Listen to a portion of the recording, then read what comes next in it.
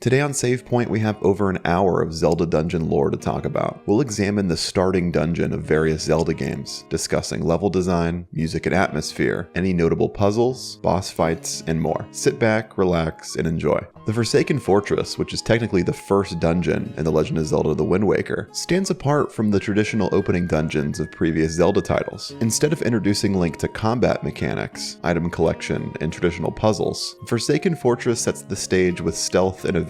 It breaks many of the conventions seen in previous dungeons, instead challenging players to navigate enemy-filled corridors and avoid detection in one of the most suspenseful opening experiences in Zelda history. The Forsaken Fortress is set within an imposing and eerie stronghold, surrounded by dark waters, reflecting the grim tone of Link's mission to rescue his sister Aryll from Ganon's clutches. The layout of the fortress is one of the most interesting elements, presenting players with interconnected towers, hallways, prison cells, and enemy-filled rooms. Unlike most other dungeons in Zelda, the Forsaken Fortress forces players to explore carefully, while evading detection by patrolling moblins and bokoblins. Instead of using traditional combat, the structure of the dungeon isn't as straightforward as other opening dungeons in the series. The fortress is made up of multiple layers of complexity. Narrow corridors and high platforms test the player's ability to navigate vertically, while hidden doors and paths offer alternate ways to progress through the dungeon. The design allows for some degree of non-linearity, as the player can explore different parts of the fortress in a loose order. However, because of the stealth element, players must remain focused on which enemies are patrolling and how to avoid them. The architectural design of the Forsaken Fortress reinforces its sense of danger and isolation. Lit only by flickering torches, the dark walls and ominous shadows create a haunting atmosphere. While players might not immediately engage in direct combat, the tension is constantly high, with numerous narrow passageways and large open courtyards filled with enemies that must be avoided. The soundtrack of the Forsaken Fortress is a departure from the upbeat, adventurous music seen in other parts of The Wind Waker. Instead, it features a low, rhythmic tune that emphasizes tension and suspense. The music dynamically shifts based on the player's actions, with more intense music playing if Link is spotted by guards or if danger is imminent. This shift in music is crucial to establishing the dungeon's atmosphere. The soundtrack complements the stealth-based gameplay, keeping players on edge as they try to avoid detection. The minimalistic use of drums and ambient sounds enhances the feeling of sneaking around an enemy fortress, further immersing players in the experience. The eerie tones remind players that they are outnumbered and outgunned, with failure always looming. The dark, fog-shrouded environment of the fortress further adds to the unsettling atmosphere. Shadows cast by torchlight and the sound of guards patrolling the hallways create a sense of unease, making it clear that this is a dangerous place for an unarmed Link. The use of shadows and lighting is particularly effective in making the fortress feel alive and threatening. One of the most significant moments of the Forsaken Fortress is when Link loses his hero sword early on, forcing him to complete a large portion of the dungeon without a weapon. This loss introduces players to the mechanics of vulnerability. Without the sword, Link is unable to engage enemies directly, and players must rely entirely on stealth, evasion, and the use of environmental tools. Players will explore the fortress and eventually find ladders leading up to spotlights. There, they'll challenge bokoblins to an unarmed fight, with nearby items being used as makeshift weapons for Link. The eventual recovery of the hero sword becomes a crucial moment in the dungeon, marking a shift in gameplay tone. Once the sword is reclaimed, players can engage enemies directly, adding more action to the final portions of the dungeon. This progression not only enhances the narrative, which shows Link's growing confidence as a hero, but also provides a more satisfying conclusion to the self-centric dungeon. The sword's recovery feels like a symbolic return of the player's agency in combat. Unlike traditional Zelda dungeons, where players are usually solving block-pushing puzzles, engaging with switches, or utilizing the key item found in the mini-boss fight for unique puzzles specific to that dungeon, the core challenge in the Forsaken Fortress lies in staying hidden from enemies. One of the standout mechanics in the dungeon is the use of barrels, used to hide from patrolling enemies. By stepping into a barrel, Link can blend into the environment while avoiding detection. Timing becomes crucial as players must wait for the opportune moment to move past a guard without being caught. Several searchlights scattered around the fortress also add to the stealth gameplay. Players must disable these searchlights to proceed further in the dungeon, as being caught by one will alert nearby enemies. This forces players to move strategically through the fortress, using ladders and hidden paths to reach areas where they can disable the searchlights. While puzzles are not as intricate as in other dungeons, they are tied to environmental interaction. Players use wooden crates to reach higher platforms, navigate gaps in the floor, or swing across ropes hanging from the ceiling. The Forsaken Fortress plays a key role in the overarching story of The Wind Waker, introducing Ganon as the central antagonist and highlighting his influence over the world. The fortress is presented as an impenetrable stronghold where Ganon holds captured girls, including Link's sister, Aryll. This connection to Aryll gives the dungeon an emotional weight that enhances the player's motivation for completing it. Unlike other dungeons where the objective is simply to retrieve a key item or defeat a boss, here the focus is on rescuing Aryll and foiling Ganon's plans. Lore-wise, the Forsaken Fortress hints at Ganon's long-standing power over the Great Sea. It is not only a place of imprisonment, but also a base of operations for his dark, unknown plans, foreshadowing the larger conflict that will eventually unfold in the game. The presence of his monstrous servant, the Helmrock King, reinforces this idea, showing that Ganon commands powerful creatures to do his bidding. Forsaken Fortress introduces players to the stakes of the game early on. It emphasizes that Ganon's reach is vast, and his influence over the world has personal consequences for Link. One of the most memorable moments in the Forsaken Fortress is Link's encounter with the Helmrock King, Ganon's monstrous bird servant. While the Helmrock King does not serve as the final boss of the dungeon in the beginning, the battle happens later in the game. Its presence looms over the entire area, with the monstrous bird perched atop of the fortress, adding a constant sense of threat. During Link's first visit to the Forsaken Fortress, there is no climactic boss fight. However, when Link later returns to the fortress, the player will face Phantom Ganon, a familiar foe from previous Zelda games. Phantom Ganon's battle is a significant moment, marking Link's growth as a hero and the deeper progression into the game's narrative. By reintroducing players to a well-known villain, the game creates a sense of continuity with past titles, while advancing its own story. The Forest Temple serves as the first major dungeon in The Legend of Zelda Twilight Princess. Set deep within the Faron Woods, this dungeon establishes several key gameplay elements that will be integral for the rest of the game. As the introduction to the more puzzle-heavy dungeon design of Twilight Princess, the Forest Temple offers players a gradual yet challenging experience that sets the tone for the game's mechanics, atmosphere, and design philosophy. The layout of the Forest Temple is both sprawling and vertically layered, offering multiple levels and interconnected rooms. The temple is essentially a massive tree fortress where players must navigate twisting branches, bridges, and interconnected platforms. While many previous Zelda dungeons tended to be more linear, the Forest Temple introduces a degree of non-linearity by requiring players to explore different parts of the dungeon before progressing. The dungeon's layout is fairly complex for a first dungeon, forcing players to carefully consider their route and use their newly acquired items to access new areas. Players will find themselves traversing large open areas with swinging platforms, tightly confined rooms with Dekubaba plants, and puzzle solving that revolves around moving large totem poles and grappling onto ropes to swing between areas. The Forest Temple introduces players to several puzzle mechanics that grow more complex as the game progresses. The dungeon's primary puzzle revolves around monkey companions that help Link navigate various parts of the temple. Early on, players will rescue these monkeys from cages scattered throughout the temple. As more monkeys are freed, they help Link by forming a chain to swing him across large gaps, or providing access to other parts of the temple. This mechanic forces players to thoroughly explore the temple, while understanding that each room offers a piece of the overall puzzle. One of the more memorable puzzles involves manipulating totem poles to create bridges between platforms. Players must move these poles by using weight and momentum, either by pushing or pulling them, to access higher platforms or hidden areas. Additionally, a recurring theme throughout the dungeon is the use of the Gale Boomerang to solve wind-based puzzles. The Gale Boomerang is the key item found in the Forest Temple, and its introduction is significant to the dungeon's design. The boomerang is used to solve many of the dungeon's puzzles. Unlike traditional boomerangs in the Zelda series,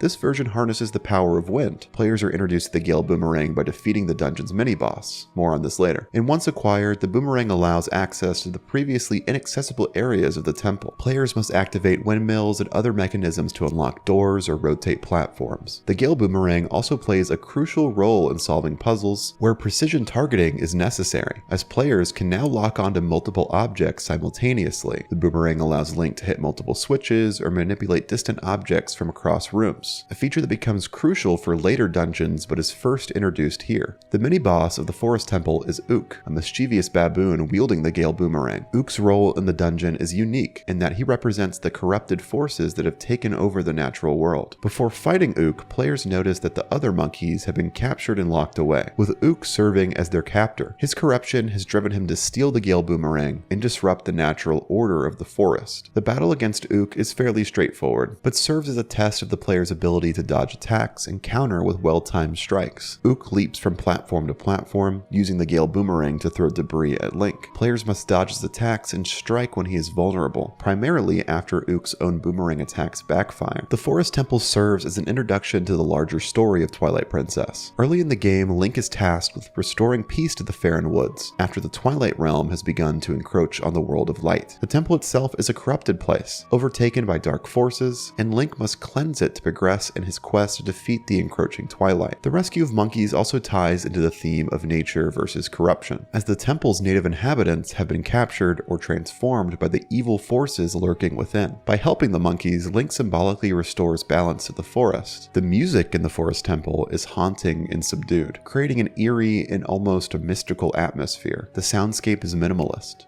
relying on ambient noises such as the rustling of leaves, wind blowing through the trees, and faint percussive beats that emphasize the temple's eerie silence. The music gradually intensifies in certain areas, particularly when confronting large groups of enemies or solving puzzles that require heightened attention. The use of environmental sound adds to the overall atmosphere, with the creaking of the wooden bridges and the distant chirping of insects reinforcing the idea that the temple is alive, though corrupted. The subdued score highlights the game's darker tone and reflects the moodiness that defines much of Twilight Princess. The final boss of the Forest Temple is Diababa, a massive mutated plant creature that serves as a perfect embodiment of the corrupted nature theme that runs throughout the dungeon. The battle against Diababa is split into two phases, both of which heavily involve the use of the Gale Boomerang. In the first phase, players must deal with two large plant heads that rise from the water, each attempting to bite Link. These heads are immune to regular attacks, so players must use the Gale Boomerang to target and throw bombs from nearby bomblings into the plant heads' mouths,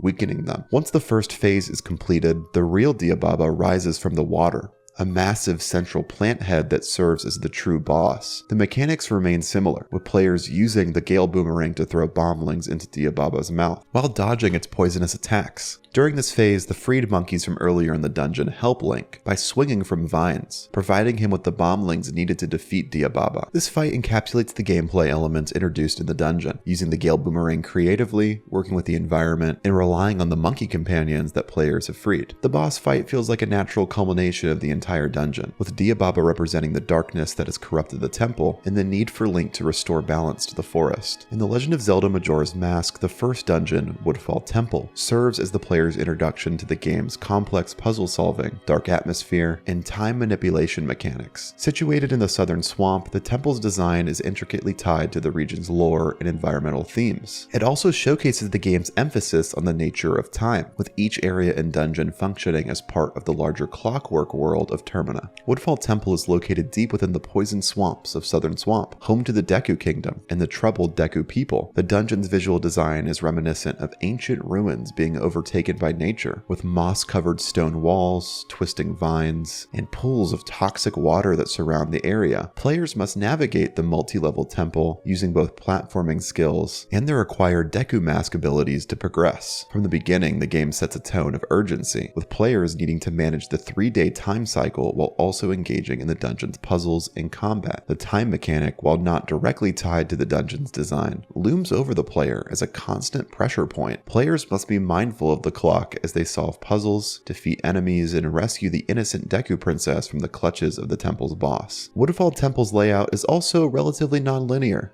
compared to other Zelda dungeons. Many rooms require players to backtrack or use newly acquired items to unlock different paths. The temple's vertical design forces players to think spatially, with key items and switches hidden across multiple floors, often requiring clever use of Deku flowers and the Deku Mask to traverse large gaps or reach higher platforms. The key item of the Woodfall Temple is the Hero's Bow, one of the staple items of the Zelda series. This ranged weapon is not only used in combat, but plays a crucial role in puzzle solving throughout the dungeon. Players use the bow to hit distant switches, ignite torches, and disable traps from afar. The Hero's Bow in Majora's Mask is particularly important because it also becomes a tool for using elemental arrows later in the game. Acquiring the hero's bow gives players more freedom in how they approach the dungeon's challenges, from shooting down Dekubaba plants that obstruct paths to targeting switches that open up new areas. The bow's utility is introduced slowly but ramps up in importance as the player progresses. The puzzles in Woodfall Temple revolve around the clever use of the Deku Mask, which transforms Link into a Deku Scrub, giving him unique abilities such as hopping across water and using Deku Flowers to launch himself into the air. The Deku Flowers are critical for reaching out-of-the-way platforms and navigating the temple's toxic swamp water, which would otherwise harm Link. One of the central puzzles involves purifying the poisonous waters that flood the temple. Players must activate switches and clear paths to restore the natural flow of clean water to the swamp, a theme that resonates with the game's environmental undercurrent. This process of cleansing the temple not only unlocks new areas, but also fits thematically with the idea of restoring balance to Termina's regions. Another important puzzle element is the use of fire. Several puzzles involve lighting torches to open doors or unlock treasure chests. Link must navigate between platforms and rooms, using the newly acquired hero's bow to shoot arrows through fire and light distant torches from afar. This challenge of precision aiming becomes a recurring puzzle mechanic in later parts of the game, but is first introduced here in Woodfall. The music in Woodfall Temple is atmospheric and eerie, perfectly complementing the swamp's dark and foreboding nature. The soundtrack uses deep rhythmic drums and haunting woodwind instruments to evoke the feeling of an ancient forgotten temple that has been overtaken by malevolent forces. The tone of the music shifts slightly as players progress through the dungeon, with more intense tracks playing during combat sequences or when important puzzles are solved. The background noise, including the croaking of frogs and the distant rumble of moving water, adds to the sense of unease that permeates the temple. The atmosphere is oppressive, reinforcing the idea that this is a place of decay and corruption. The dungeon feels alive, yet in a twisted, unnatural way, as if nature itself is fighting back against the player. The soundtrack dynamically changes when players encounter enemies or when the time cycle begins to weigh down, increasing the sense of urgency. As the clock ticks towards the third day, the dungeon's music and atmosphere subtly remind players that time is of the essence, creating tension and stress, particularly for those less familiar with the time management mechanic of Majora's Mask. The mini-boss of Woodfall Temple is a Dinalfos, a large, lizard-like creature that uses quick attacks and aggressive melee strikes to challenge Link. This mini-boss encounter serves as the first major combat test for players, requiring them to use evasive maneuvers and precise strikes to defeat it. The Dinalfos has a fast-paced attack pattern, lunging at Link with swift, powerful bites and tail swipes. Players must use the environment to their advantage, moving around the room to avoid Dinalfos' attacks while looking for openings to strike. The encounter teaches players how to handle more mobile and aggressive enemies, and introduces a combat dynamic that will be seen in later, more difficult mini-boss battles throughout the game. The final boss of Woodfall Temple is Odolwa, a towering masked warrior who is both agile and powerful. Odolwa's battle is one of the more unique boss fights in the series, combining combat with puzzle-solving mechanics. The fight takes place in a large circular arena, with Odolwa constantly moving and attacking from different angles. His attacks range from sword slashes to summoning moths and dropping explosives from above. Players must use the hero's bow and Deku Mask to defeat Odolwa. The bow allows players to target Odolwa's weak spots from a distance, while the Deku Mask lets Link dodge Odolwa's attacks by launching himself out of Deku Flowers scattered around the arena. The fight emphasizes the need for quick thinking and mobility. What makes Odolwa particularly challenging is the sheer variety of his attacks and his ability to summon reinforcements. Players must manage multiple threats at once,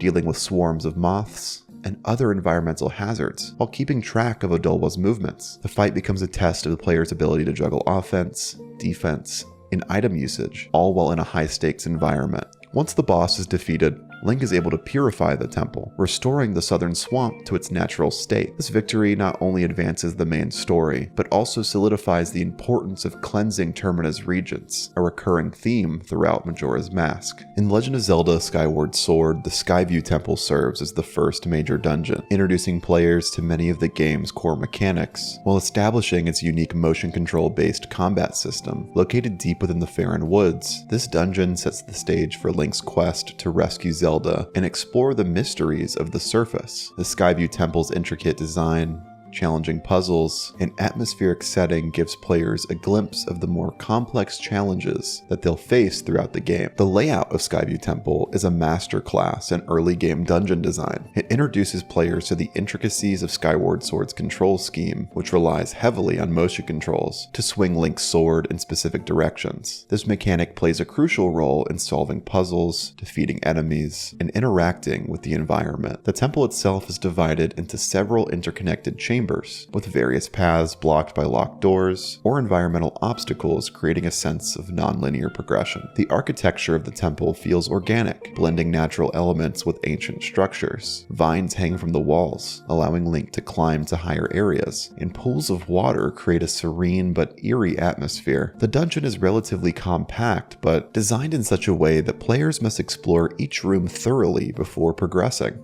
This design encourages exploration, while slowly introducing new gameplay mechanics and item-based puzzles. Skyview Temple's design focuses on verticality as much as horizontal movement. Players frequently find themselves climbing vines, using swinging platforms, or leaping across gaps to reach new areas. This multi-level design makes the temple feel larger than it actually is, adding layers of depth to the gameplay experience. Additionally, the use of eyes that follow Link's sword movements to unlock doors adds a creative puzzle element that requires players to master the game's motion controls early on. The beetle is the key item found in Skyview Temple, and it plays a crucial role in both puzzle solving and exploration. Once acquired, the beetle allows Link to fly across the temple's rooms, activating far-off switches, collecting items, and cutting ropes to drop platforms. The beetle's versatility is one of its greatest strengths, and it becomes a central tool in navigating Skyview Temple. The mini-boss of Skyview Temple is a Stalfos, a towering skeletal warrior that serves as the player's first major combat challenge. The Stalfos is equipped with two massive swords, and its attacks are powerful and relentless. However, the fight is not just about dodging and striking. Players must utilize the motion controls to defeat the Stalfos effectively. The Stalfos guards its weak spots carefully, blocking attacks from certain directions. Players must swing their sword in specific directions to bypass its defenses, adding an extra layer of strategy to the battle. The fight teaches players the importance of precise sword play, a mechanic that will be essential in later dungeons and boss battles. The Stalfos fight is designed to test the player's understanding of the game's combat system. Unlike earlier encounters where enemies can be defeated with basic attacks, the Stalfos requires patience and careful timing. The encounter emphasizes the importance of observing enemy patterns and reacting accordingly. Skyview Temple is deeply connected to the overarching lore of the surface and the ancient battle between good and evil. The temple itself is located within Faron Woods, one of the three major regions of the surface world. The temple is said to have been a place of worship for the goddess Hylia, and it serves as a gateway between the surface and the heavens. The temple's connection to Hylia is reinforced by the Skyview Spring at the temple's end. This sacred spring plays a significant role in the game's narrative, serving as a place where Zelda purifies herself during her journey to fulfill her destiny as the reincarnation of the goddess. Link's journey through the temple is also symbolic of his role as the chosen hero, destined to protect Hylia and restore balance to the world. Skyview Temple also introduces Girahim, one of the game's primary antagonists. Girahim is a servant of Demise, the dark force that threatens to consume the world. His introduction at the end of the temple hints at the larger conflict that will unfold throughout the game, with Girahim serving as a recurring antagonist and one of Link's greatest challenges. The temple's location within the lush, vibrant Faron Woods contrasts sharply with its dark interior, symbolizing the duality of light and darkness that runs throughout Skyward Sword's narrative. The temple's ancient design, overgrown with vines and moss, reflects the passage of time and the decay of the once sacred space, emphasizing the theme of restoration that is central to the game's story. The music of Skyview Temple is atmospheric and subtle, designed to enhance the temple's mystical and ancient aura. The soundtrack is composed of soft, melodic strings and light percussion, creating a sense of mystery and exploration. The music is not as intense as in later dungeons, allowing players to focus on the temple's puzzles and challenges without feeling overwhelmed. The use of environmental sounds also plays a significant role in building the atmosphere. The distant sound of running water, the rustling of leaves, and the occasional chirping of birds remind players that they are still in the heart of a forest, even as they explore the darker, more isolated depths of the temple. The atmosphere of Skyview Temple is a blend of tranquility and unease. The The temple's natural elements, such as the vines and pools of water, create a serene environment, but the dark corridors and ominous statues serve as reminders that danger is always lurking nearby. The final boss of Skyview Temple is Girahim, as we mentioned earlier, the enigmatic and flamboyant servant of demise. Girahim's battle is one of the most memorable boss encounters in Skyward Sword, introducing players to a unique combat scenario that emphasizes both swordplay and reflexes. The fight against Girahim is divided into two phases. In the first phase, Girahim taunts Link, slowly walking towards him and attempting to catch his sword. Players must carefully move their sword to avoid Girahim's grasp, striking only when the moment is right. This phase is more about precision and patience, teaching players to read their opponent's movements and react accordingly. In the second phase, Girahim becomes more aggressive, summoning swords and launching a barrage of attacks. Players must use quick reflexes and precise strikes to counter Girahim's attacks, while dodging his powerful strikes. The fight is fast-paced and requires players to think on their feet, utilizing everything they've learned about the game's motion controls. Defeating Girahim marks the first real step in Link's journey to rescue Zelda, and confronting the forces of darkness. Girahim's presence hints at the greater challenges to come, as he promises that this is only the beginning of his pursuit of Zelda. In The Legend of Zelda: A Link to the Past, the Eastern Palace serves as the game's first main dungeon after the introductory segment. Located east of Hyrule Castle, this dungeon is Link's first true challenge in his quest to defeat Ganon, and ultimately restore peace to both the light and dark worlds. The Eastern Palace is relatively straightforward compared to later dungeons, but it sets the tone for the puzzles, combat, and exploration that the player will encounter throughout the game. The Eastern Palace is laid out in a series of connected rooms, filled with enemies, traps, and puzzles. Players must navigate these rooms, collecting keys to unlock doors, solving basic puzzles, and eventually defeating the dungeon's boss. The layout is designed to guide players through multiple challenges, all while slowly introducing new mechanics like switch-based puzzles and pressure plates. The Eastern Palace is divided into two major sections: the entrance level, which is relatively open and linear, in the deeper levels, where more complex puzzles and tougher enemies await. The design encourages exploration, as players must find keys, defeat enemies, and push blocks to access new areas. This layout sets up the game's philosophy of making players earn their progress through both combat and puzzle solving. The dungeon makes use of multiple floors, and as players progress, they must move between different levels to open doors or activate switches. This multi-level design is a hallmark of A Link to the Past, making the dungeon feel larger than it initially appears. One of the primary puzzles in the Eastern Palace is pressure plates, which players must step on to unlock doors or deactivate traps. These puzzles become more complex later in the game, but the Eastern Palace teaches players the basics early on. Another important puzzle mechanic involves switches that control various doors and barriers. Players must find and activate these switches, often hidden in out-of-the-way locations, to open pathways and progress through the dungeon. These switches are often protected by enemies or located behind puzzles that require players to move blocks or avoid traps. One of the more memorable aspects of the Eastern Palace is its use of enemy-based puzzles. Certain rooms require players to defeat all enemies to proceed, while others involve dodging traps and projectiles to reach switches. These combat-based puzzles help teach players how to approach enemies strategically, using both their sword and a newly acquired item. The bow is the key item found in the Eastern Palace, and it becomes essential for both combat and puzzle solving throughout the rest of the dungeon. Players first encounter Igor statues, enemies that can only be defeated with arrows. These large one-eyed enemies serve as a gatekeeper of sorts, preventing players from progressing until they acquire the bow. Once the player obtains the bow, the dungeon opens up significantly. Players can now defeat previously invulnerable enemies, and several puzzles become solvable with the ability to hit switches or targets from a distance. The bow also introduces a layer of strategy to combat, as players must manage their arrow supply carefully and use ranged attacks against enemies that are too dangerous to fight up close. The bow remains a critical tool throughout A Link to the Past, and its early introduction in the Eastern Palace gives players a taste of how important items will be for both puzzle solving and combat. By tying the use of the bow to key enemies like the Igor statues, the dungeon reinforces the idea that progression in Zelda games is often tied to the acquisition of new items. The Eastern Palace is significant not just for its gameplay, but for its role in the game's overarching story too. After After the game's prologue, which introduces Ganon and the kidnapping of Princess Zelda, the Eastern Palace is Link's first step in gathering the 3 pendants of virtue, which are required to access the Master Sword. The dungeon is located in the Eastern Ruins, an ancient area filled with the remnants of a lost civilization. The dungeon's connection to Hyrule's history is further emphasized by the presence of Sahasrahla, the elder who guides Link throughout his journey. Sahasrahla's role in the game's lore is significant,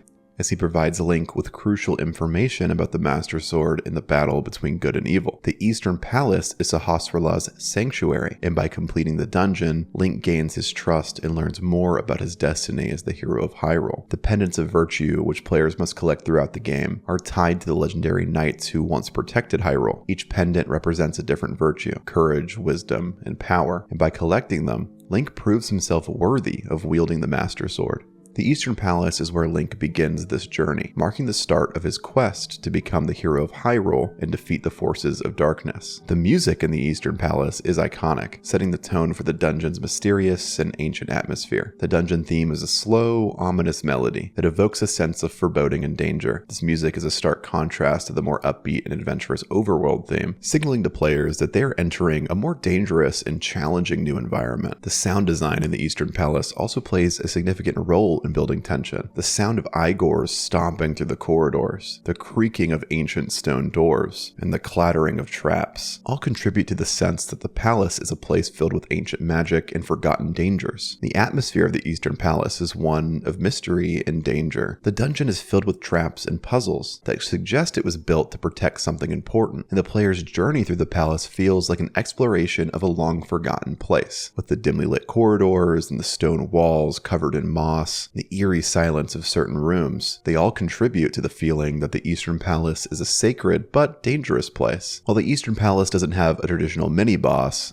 it does feature several encounters that do test the player's skill in combat and puzzle solving. The Igor statues, as mentioned earlier, serve as a major obstacle in the dungeon. Another notable encounter involves a room filled with a Stalfos Knight and Keese, which attack in waves. This room forces players to manage multiple enemies at once, testing their ability to dodge attacks and prioritize targets. These encounters will help prepare players for the more difficult combat challenges that await in later dungeons. The final boss of the Eastern Palace is the Armos Knights, a group of 6 large armored statues that come to life when Link enters their chamber. The Armos Knights are the first real test of the player's combat abilities, requiring a combination of bow and sword attacks to defeat. The fight takes place in a large open room, giving the Armos Knights plenty of space to move and attack. The Armos Knights follow a predictable pattern, bouncing around the room in formation and occasionally charging at Link. Players must use their bow to fire arrows at the Knights, gradually wearing them down. As the Knights are defeated, their movement becomes more erratic, and the remaining Knights move faster, making it harder for the player to dodge their attacks. The Armos Knights fight is a relatively simple boss battle compared to later encounters, but it serves as a solid introduction to the kind of multi-phase battles that players will face throughout the game. In The Legend of Zelda Ocarina of Time, the first dungeon inside the Deku Tree introduces players to the core mechanics, puzzle solving, and combat challenges that will define their journey. As Link's first major test, the dungeon serves as both a tutorial and a meaningful starting point for his heroic quest to defeat Ganon. Located within the Great Deku Tree himself, this dungeon blends natural design elements with classic Zelda dungeon mechanics, giving players a taste of the depth and complexity that lies ahead. The layout of inside the Deku Tree is straightforward but cleverly designed to ease players into Ocarina of Time's mechanics. The dungeon is housed inside of a massive tree, with a central vertical shaft leading players deeper into the structure as they progress. The multi-floor design is compact, yet encourages exploration and experimentation with different items and mechanics. The dungeon begins with a series of smaller rooms, each introducing new gameplay elements. Players must navigate vines, ladders, and water pools, learning to interact with the environment,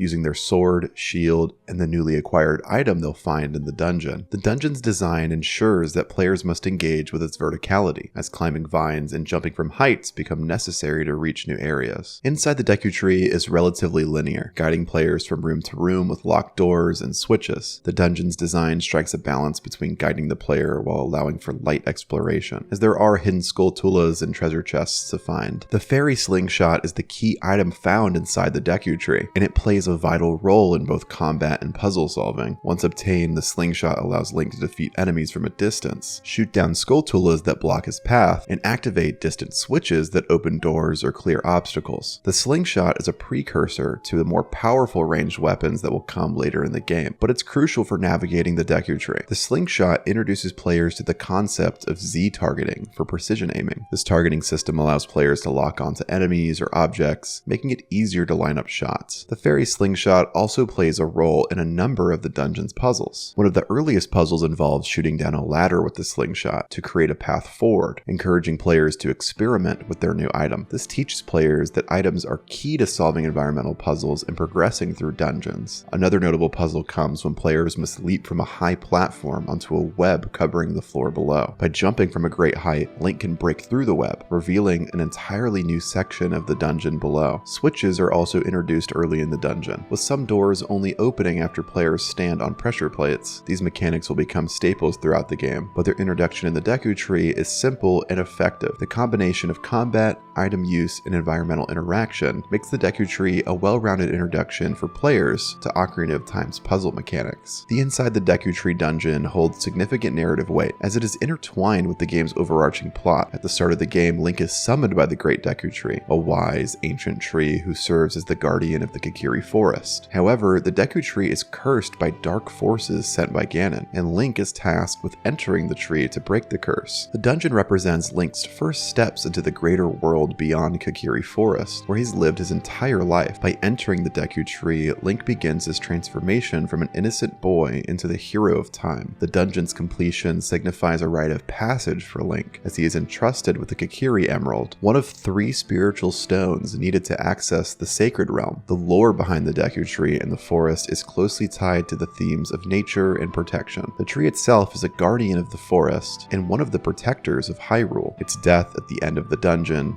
despite Link's best efforts to save it, sets a darker tone for the game. It highlights the gravity of the threat posed by Ganon and serves as a somber moment, underscoring the stakes of Link's quest. The music inside of the Deku Tree is haunting and atmospheric, designed to evoke a sense of mystery and danger within the confines of the ancient tree. The soundtrack is minimalistic, featuring eerie tones and ambient noises that create a feeling of isolation and foreboding. This contrast with the peaceful music of Kokiri Forest serves to highlight the dungeon's role as a place of corruption and danger. The atmosphere is further enhanced by the dungeon's visual design. The interior of the tree is dark and filled with twisting roots, webs, and enemies like skulltulas and dekubabas. The contrast between the natural elements of the tree and the invading corruption is visually striking, reinforcing the idea that this once sacred place has been tainted by dark forces. While Inside the Deku Tree doesn't have a traditional mini-boss, there is a notable encounter with a trio of Deku Scrubs near the end of the dungeon. These scrubs serve as a puzzle in themselves, as players must deflect their projectiles back at them in the correct order using their shield. The final boss of Inside the Deku Tree is Queen Goma, a giant parasitic spider that has taken residence inside the Deku Tree. Goma is the source of the curse that has afflicted the tree, and defeating her is the key to lifting the curse and completing the dungeon. The battle takes place in a large open chamber with Goma hanging from the ceiling. The key to defeating her is using the fairy slingshot to shoot her in the eye when it turns red, stunning her and allowing Link to strike with his sword. The fight emphasizes the importance of Z-targeting and timing, as players must wait for the right moment to strike. She can also summon Goma larvae to attack Link, forcing players to manage both the boss and her minions. This fight is a strong test of the player's ability to aim and attack quickly. Once defeated, Goma disintegrates, and Link is rewarded with a heart container in the Kokiri's Emerald, the first of the 3 spiritual stones. In The Legend of Zelda: The Minish Cap, Deepwood Shrine is the first dungeon, introducing players to the world of the Minish and the game's core mechanics. As a shrine designed by the tiny Minish people, this dungeon establishes the Minish Cap's unique shrinking mechanic, setting it apart from other entries in the Zelda series. The dungeon is located in the Minish Woods, and it serves as the gateway to understanding the powers of the Minish Cap, or Ezla, who accompanies Link on this quest. The layout of Deepwood Shrine is both simple and effective, designed to familiarize players with the game's shrinking mechanic and introduce basic puzzle solving and combat. The dungeon's design is reflective of Link's new smaller size, with many puzzles and obstacles that take advantage of the fact fact that he's now navigating the world from a miniature perspective. This gives the dungeon a unique feel. His everyday objects like mushrooms and barrels become large, interactive elements within the environment. The dungeon is split into multiple interconnected rooms, with a central area that players will frequently return to after solving puzzles in side rooms. One of the standout features of Deepwood Shrine is its large rotating barrel, which Link must use to access different parts of the dungeon. This mechanic forces players to think spatially, as they must rotate the barrel to create new pathways and explore all areas of the dungeon. The use of verticality is also important in the dungeon, as players must navigate between different floors and use shrinking portals to access small hidden areas. These portals allow Link to shrink down to Minish size, enabling him to crawl through small passages and interact with otherwise inaccessible parts of the dungeon. The Gust Jar is the key item found in Deepwood Shrine. The Gust Jar allows Link to suck up enemies, debris, and other objects, and then fire them out as projectiles. It's a unique item within the Zelda series, offering both defensive and offensive capabilities. In terms of puzzle solving, the Gust Jar is used to clear away cobwebs that block doors or pathways, as well as to manipulate floating lily pads to cross bodies of water. This mechanic introduces players to the concept of moving objects in the environment using wind, which will become important in later dungeons. The puzzles in Deepwood Shrine are a key part in the dungeon's design. One of the most memorable puzzles involves pushing a large log to create bridges across pools of water. These log puzzles teach players how to manipulate large objects in the environment to create new pathways. Another notable puzzle involves giant mushrooms that Link must pull to act as a slingshot, launching him across gaps. This mechanic introduces players to the idea of using the environment creatively to solve puzzles and move between different parts of the dungeon. The mushroom puzzles are repeated in various forms throughout the game, but their introduction here is simple and intuitive. In addition to these environmental puzzles, there are several instances where players must light torches using the Gust Jar. These puzzles often require players to time their actions carefully, as lighting all the torches in a room unlocks new pathways or reveals treasure chests. Deepwood Shrine is the first dungeon where Link fully engages with the Minish world, a hidden civilization of tiny beings who live in harmony with nature. The lore of the Minish is deeply tied to the dungeon itself, as the shrine was built by them as a place of worship. It's also the location where Link begins to uncover the Bikori Blade, a sacred sword created by the Minish to ward off evil. The shrine serves as a spiritual gateway between the world of the Minish and the larger world of Hyrule. Throughout the dungeon, players encounter small Minish creatures who provide guidance and hints, helping Link understand the nature of his quest. The dungeon is also connected to the overarching story of Vati, the main antagonist, and his search for power. The four elements play a significant role in the game's lore, with the earth element being hidden within the Deepwood Shrine. Link must collect all four elements to restore the Bikori Blade and defeat Vati, and this first dungeon marks the beginning of that journey. The music of Deepwood Shrine is calm and mysterious, reflecting the ancient, overgrown nature of the dungeon. The soundtrack uses soft woodwind instruments and ambient sounds to create a tranquil atmosphere, contrasting with the more intense music heard during combat or in later dungeons. The music is designed to make players feel like they're exploring an ancient, forgotten place. The walls of the Deepwood Shrine are covered in moss and vines, and the rooms are filled with large natural objects like mushrooms and logs, reinforcing the idea that this is a place where nature has reclaimed its space. The dungeon's atmosphere overall is peaceful yet slightly eerie, making it really feel like a sacred place that has been forgotten to time. The mini-boss of Deepwood Shrine is the Matterpillar, a large segmented insect that crawls along the ground, leaving a trail of destruction in its wake. The fight against the Matterpillar is relatively simple, but it serves as a great introduction to using the Gust Jar in battle. Players must use the Gust Jar to suck away the debris and web surrounding the Matterpillar, exposing its weak point at the tail. Once exposed, Link can attack the vulnerable section of the mini-boss, causing it to flail around the arena. The fight requires players to stay mobile, dodging the Matterpillar's attacks, while using the Gust Jar to manipulate the environment and create openings for attacks. The main boss of Deepwood Shrine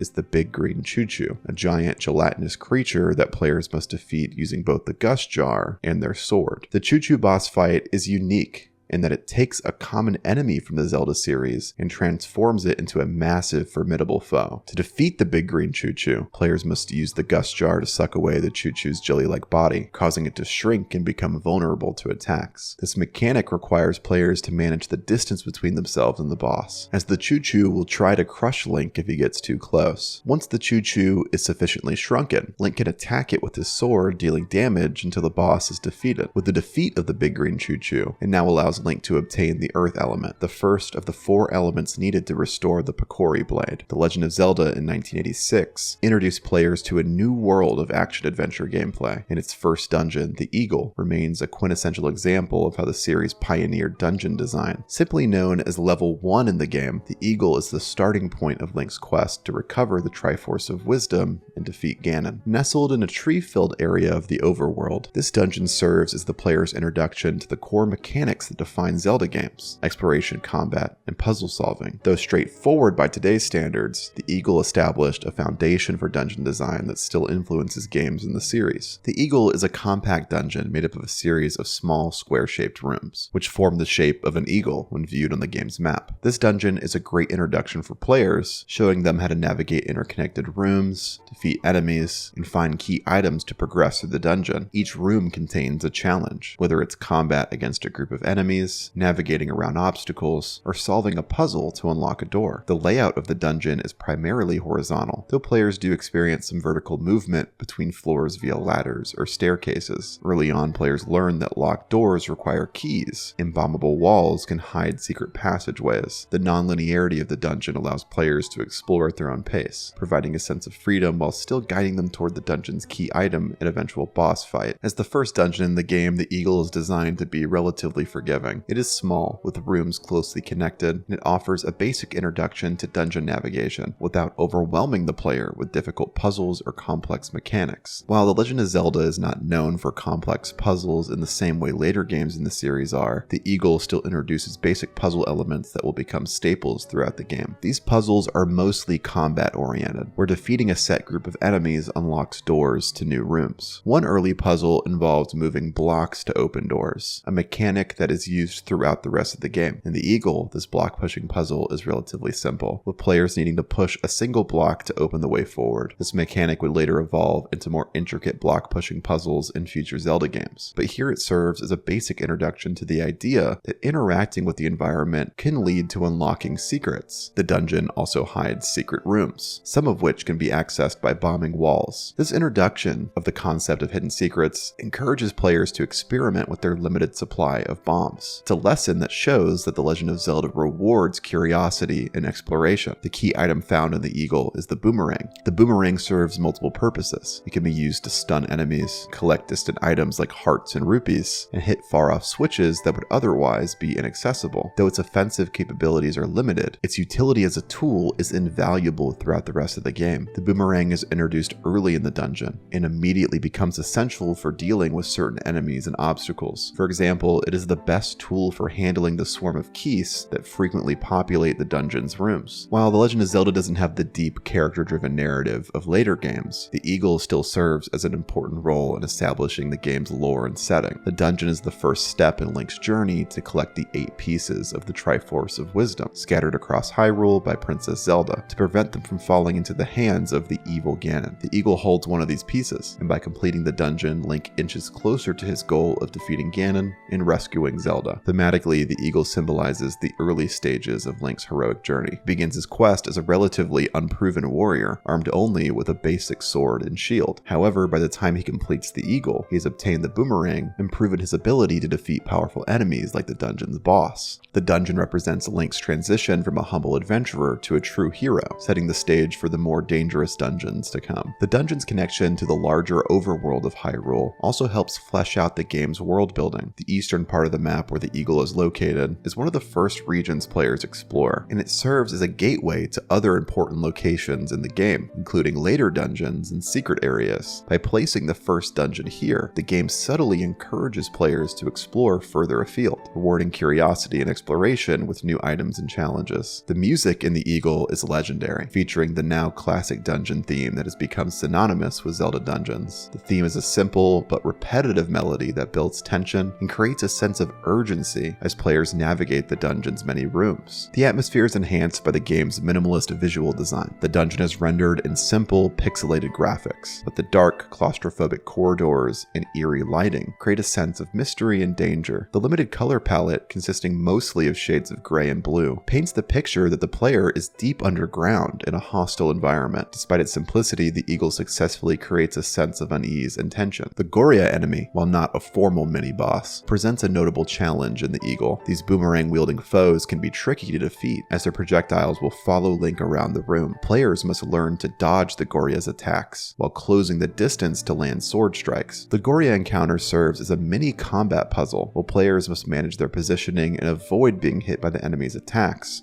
while striking at the right moment. The final boss of the Eagle is Aquamentus, a large dragon-like creature that breathes fire. Aquamentus charges at Link and breathes fireballs in a spread pattern, forcing players to dodge the projectiles while closing the distance to land hits on its head. The battle is a great introduction to the importance of pattern recognition in boss fights, as Aquamentus follows a very predictable attack pattern that players can exploit. By dodging the fireballs and striking when the boss is vulnerable, players can defeat Aquamentus and claim the first piece of the Triforce of Wisdom. Upon defeating Aquamentus, the player is also rewarded with a heart container, marking the successful completion of Link's first major challenge, and setting the tone for the rest of the game. In The Legend of Zelda Phantom Hourglass, the Temple of Fire serves as the first dungeon in Link's journey across the high seas in search of Tetra. Set on Merkay Island, this dungeon introduces players to the touch-based controls that define Phantom Hourglass. The Temple of Fire is a relatively compact dungeon, designed to familiarize players with the game's touchscreen controls, while guiding them through multiple rooms that are interconnected by staircases and doorways. The dungeon features a mix of narrow corridors and larger open areas filled with enemies and environmental hazards like fire traps and lava pits. Many of the puzzles in the dungeon revolve around navigating the environment safely, avoiding fire-based obstacles, and finding keys to unlock doors. Players are introduced to the game's map drawing mechanic, which allows them to jot down notes on the DS touchscreen, an essential feature that becomes even more important in later dungeons. The Temple of Fire introduces a number of key puzzle mechanics that will be expanded upon throughout the rest of the game. One of the earliest puzzles involves the use of pressure switches that must be activated by standing on them or placing a weight, such as a block or pot, to hold the switch down. This simple mechanic encourages players to think about how to interact with their environment and how to manipulate objects to potentially solve puzzles. Another important puzzle revolves around extinguishing flames that block the player's path. Players must locate switches or manipulate water sources to douse the flames, allowing them to progress through the dungeon. As we mentioned before, drawing on the map is an important part of Phantom Hourglass. While not necessarily a puzzle within itself, this mechanic encourages players to pay close attention to the environment and use their touchscreen to solve puzzles in a way that feels unique to Phantom Hourglass. For example, players may need to mark the location of a hidden switch, or remember the sequence in which to activate certain elements in the dungeon. The boomerang is the key item found in the Temple of Fire. Unlike previous Zelda games where the boomerang is aimed manually, Phantom Hourglass uses the DS's touchscreen controls to allow players to draw the boomerang's path, creating a more dynamic and interactive experience. The boomerang is first used to hit switches from a distance, allowing players to unlock doors or disable traps without stepping into danger. The ability to draw the boomerang's path introduces new possibilities for solving puzzles, and players can create complex trajectories to hit multiple switches or bypass obstacles. This adds a layer of creativity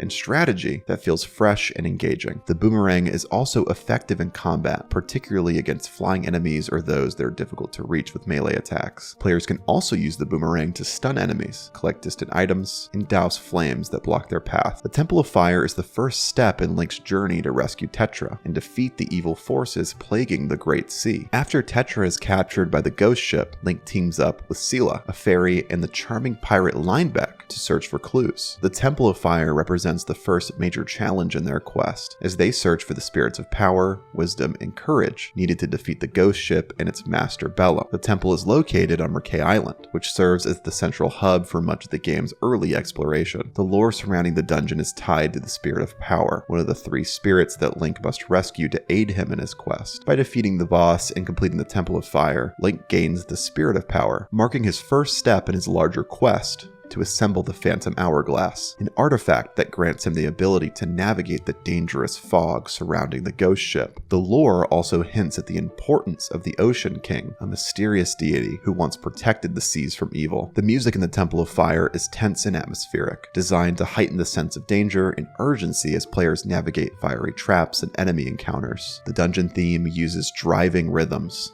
and low, ominous melodies to create a sense of foreboding, reminding players that they are deep within a dangerous fire-filled temple. The atmosphere of the Temple of Fire is defined by its fiery aesthetic. The walls of the dungeon are lined with flaming torches, and the floors are often covered in molten lava that must be carefully navigated. The red and orange color palette reinforces the theme of heat and danger, creating a visually striking environment that feels both dangerous and exciting. The fire-based traps, including jets of flames and rolling fireballs, add to the sense of urgency, as players must carefully time their movements to avoid taking damage. While there isn't a traditional mini-boss in the Temple of Fire, one of the more challenging encounters involves a large swarm of fire keys, bat-like enemies that attack in groups and can set Link on fire. This encounter serves to teach the player how to effectively use the boomerang, as it is the best tool for stunning the keys and dealing with their fast, fiery, and erratic movements. The main boss of the Temple of Fire is Blaz, Master of Fire, a powerful elemental creature made up of 3 smaller fire-based entities. The fight against Blaz introduces players to a boss encounter that requires both puzzle solving and combat skills, as Blaz splits into 3 smaller forms that must be reunited before the player can deal damage. To defeat Blaz, players must use the boomerang to reunite the 3 smaller fire entities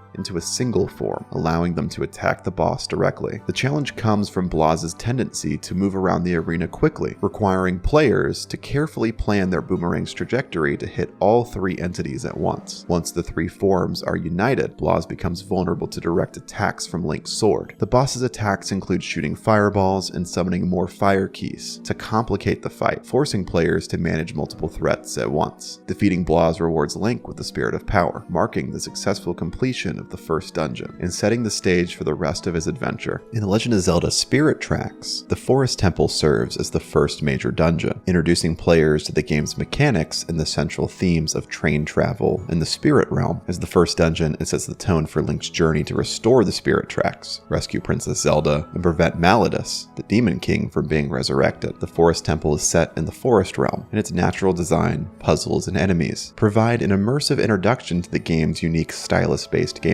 Located in a lush, overgrown region with a focus on natural elements like trees, vines, and water, the Forest Temple, located within the Forest Realm, is structured as a series of interconnected rooms and corridors, with puzzles that emphasize both exploration and stylus-based mechanics. The temple's layout is largely horizontal, with several small rooms that lead to larger, more open areas. Each room contains either a combat encounter, a puzzle, or an environmental hazard that players must overcome. The design is intuitive, guiding players forward without the need for a map early on. As players progress through the temple, they will encounter locked doors, enemies, and obstacles that require them to find keys, solve puzzles, and use the dungeon's key item in order to successfully navigate. Verticality is introduced in small ways, particularly through the use of vines that players must cut down to access new areas, or by blowing away obstacles with the key item. The dungeon's design makes full use of the DS's touchscreen capabilities, requiring players to interact with the environment by drawing paths, slashing with the stylus, or even blowing into the DS microphone to activate wind-based puzzles. The whirlwind is the key item found in the Forest Temple, and it becomes an essential tool. The whirlwind allows players to create gusts of wind by blowing into the DS microphone, which is used to interact with the environment in various ways. In terms of puzzle solving, the whirlwind is used to clear away obstacles like dust piles that block doors or switches. It's also used to move objects, such as rolling balls or small enemies across gaps or into hazards. The whirlwind introduces a unique gameplay mechanic that requires players to use the DS's microphone, adding a layer of interactivity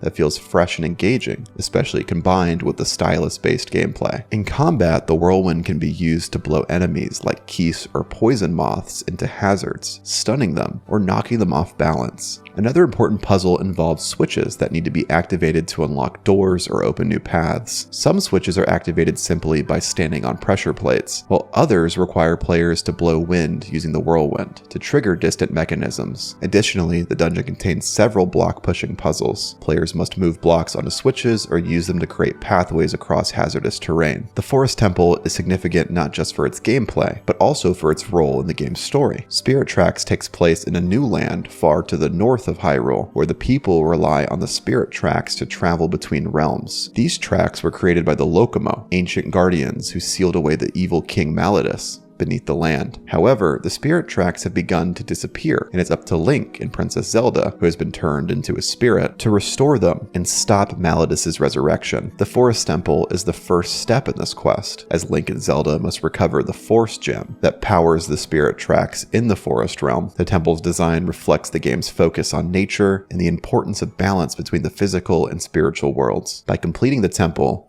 Link will be able to restore the tracks to the Tower of Spirits, allowing him to travel further and unlock new regions of the map. The lore of the Forest Temple is tied to the Locomo, and their role as protectors of the land. The temple serves as a test of sorts for Link, proving that he is worthy of wielding the Locomo sword and restoring the spirit tracks, while the music in the Forest Temple is serene and atmospheric, reflecting the peaceful yet mysterious nature of the Forest Realm. The dungeon's soundtrack uses soft woodwind instruments and light percussion to create a sense of calm, while also maintaining an undercurrent of tension as players navigate the temple's puzzles and enemies. The Forest Temple's walls are covered in vines, and the floors are overgrown with moss and roots. The use of earthy tones and soft lighting creates a sense of being deep within a living, breathing forest. The natural environment contrasts well with the mechanical elements of the train and spirit tracks. The mini-boss encounter in the Forest Temple involves a swarm of poison moths that fill the room, attacking Link from all sides. This encounter serves as a test of the player's ability to use the whirlwind effectively in combat. The poison moths can be blown into hazards or walls using the whirlwind, stunning them and allowing Link to finally strike with his sword. The fight against the poison moths requires players to stay mobile, dodging the swarm's attacks while using the whirlwind to control their movement. Once defeated, the poison moths drop a key that allows players to progress to the dungeon's final section, leading up to the boss battle. The final boss of the Forest Temple is Stagnox, a massive armored beetle that uses its size and strength to overpower Link. The fight against Stagnox is a multi-phase battle that requires players to use both the whirlwind and their sword to defeat the boss. In the first phase, Stagnox charges at Link, using its large, armored shell to block attacks. Players must use the whirlwind to blow away the toxic gas that Stagnox emits, revealing its weak point. Once the weak point is exposed, players can attack Stagnox's vulnerable underbelly with their sword. In the second phase, Stagnox takes to the air, summoning spiked beetles to attack Link. Players must use the whirlwind to blow the spiked beetles back at Stagnox, knocking it down and allowing for more attacks on its weak point. This phase of the fight requires careful timing and positioning, as players must manage multiple enemies while avoiding Stagnox's aerial attacks. The fight against Stagnox is a test of the player's ability to use the whirlwind both offensively and defensively, combining puzzle-solving mechanics with combat in a satisfying way. Once defeated, Stagnox will drop a heart container and the Force Gem, marking the successful completion of the first dungeon, and giving players a sense of excitement and a preview of what's to come in later dungeons. That's all the Zelda dungeons we have for you today on Save Point. Make sure to check out some of our other videos if you enjoy relaxing video game facts, lore, and history. And let us know down in the comments if there's any other topics you'd like to hear about on this channel. With that said, we'll see you in the next video.